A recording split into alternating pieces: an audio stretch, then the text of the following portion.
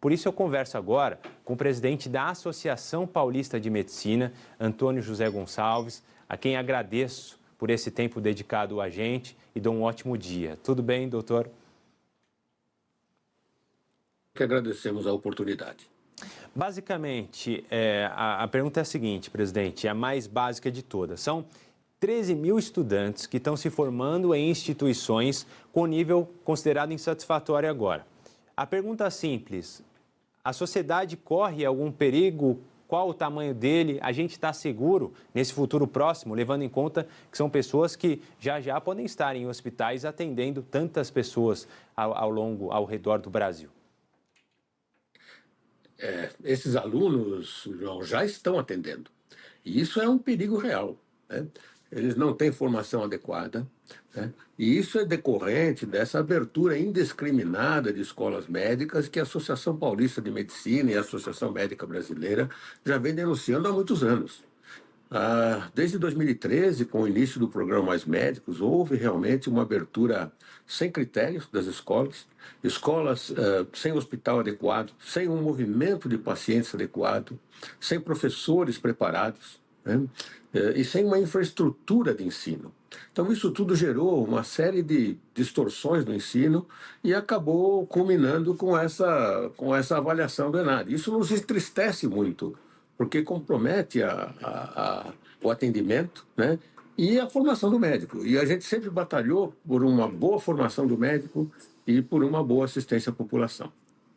E o que fazer para corrigir esse problema? Na opinião do senhor, as medidas que foram tomadas, citei algumas aqui, pelo governo federal, pelas instituições, né, brasileiras, as autoridades, elas são suficientes para corrigir esse problema e corrigir rapidamente, ainda que, obviamente, demande um tempo, levando em conta que essas pessoas, então o senhor nos esclareceu, já estão atendendo, estão no início da sua carreira, imagino ali que na residência, o senhor pode explicar até melhor para nós que não temos ali tanta vivência nesse lado da vida, mas basicamente os problemas vão ser resolvidos com essas medidas tomadas?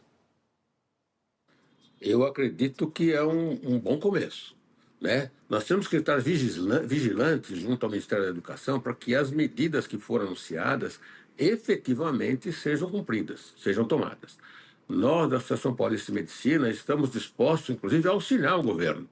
E creio que o Conselho Federal de Medicina, os conselhos regionais, da mesma maneira, né?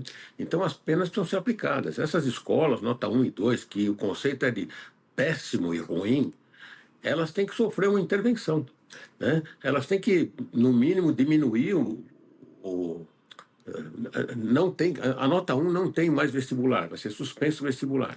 A nota 2 vai ser diminuído o número de vagas. E eu acho que elas vão ter um período de tempo para se adaptar, e se não se adaptarem, elas vão ter que ser fechadas. Não é possível a gente conviver com isso, né?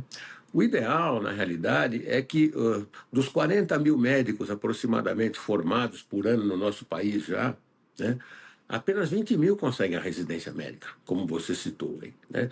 Então, metade deles consegue a residência, a outra metade já vai trabalhar, né? E o problema do ENAMED, que eu gostaria de deixar muito claro, é que o ENAMED ele não impede o exercício do médico que se formou, mesmo vindo de uma escola ruim ou péssima. E isso não acontece com a outra nossa bandeira, que nós já estamos no Senado trabalhando e vai ter uma última audiência, espero, uma última votação agora em fevereiro, para aprovar o exame de proficiência. Este, sim, seria o exame da ordem dos médicos, né, semelhante aos dos advogados, e aí sim, o aluno que não passar nesse exame, ele não vai receber o seu registro profissional e não vai poder trabalhar. E não vai poder colocar em risco a nossa população, que acho que essa é a grande questão e é o que fica muito claro com essa divulgação dos dados desse exame. Esta medida que o senhor citou, né, a possibilidade de criar ali este exame para definir se a pessoa é ou não é realmente capaz de estar ali em uma clínica, em um hospital, em uma UBS, coisa do tipo. O senhor acredita que vai, a partir de agora, existir uma real urgência das autoridades, das instituições, para que isso realmente seja colocado em prática e colocado o quanto antes? Sem dúvida alguma. A próxima sessão do Senado, que que volta do recesso agora em fevereiro, né? A sessão da Comissão de Assistência Social, que é onde esse projeto de lei está parado, né? Ele, na realidade, vai ser votado. A proficiência já é um consenso entre os membros da Comissão de Assistência Social, que são 21 senadores, né? Isso praticamente já está aprovado. O que falta definir apenas é quem vai realizar essa prova. Se vai ser o governo, se vai ser o Conselho Federal de Medicina ou se vai ser um pool de entidades, né? Nós somos mais por um pool de entidades, porque é um exame tão sério, tão importante, que precisa ser feito por pessoas que tenham realmente experiência em avaliações, e não só uma avaliação teórica, né? Se fazer também uma avaliação prática do egresso das escolas para proteger a nossa população. Doutor, uma questão importante, o senhor bem citou, é o nível expandido, podemos dizer assim, de abertura de novos cursos, de maneira indiscriminada. E até citou, tem que haver uma intervenção, a depender do momento, do que vier pela frente, podem ser fechadas essas instituições. E falando sobre novas, já que houve uma criação tão grande de cursos, né, dentro de instituições que já existiam, acredito, não sei se novas instituições foram criadas apenas por isso, mas enfim, há na visão do senhor uma necessidade de, a partir de agora, também haver um congelamento, podemos dizer assim, de criação de novos cursos ou novas instituições que promoverão esses cursos, ou é apenas o que já seria muito importante, né? A necessidade de ser mais rigoroso na avaliação para entender se elas serão abertas ou não? Eu não tenho dúvida de que esse critério é fundamental, João.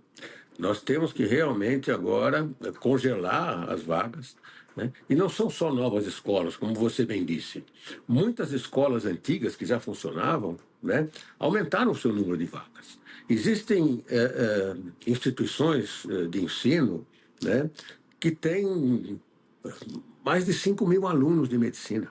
É um absurdo isso. Existem escolas médicas aqui no nosso estado que passaram de 60 vagas, 80 vagas, desculpem, há 10, 12 anos atrás, para 700 vagas por ano.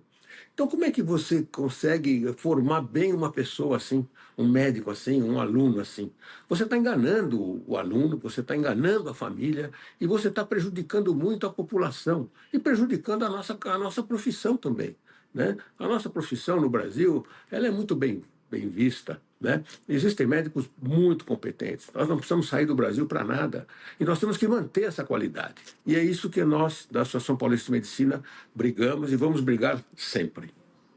Presidente da Associação Paulista de Medicina, Antônio José Gonçalves, agradeço demais por essas informações, a análise trazida e a urgência levantada quanto a esse tema realmente tão importante que mexe com qualquer brasileiro.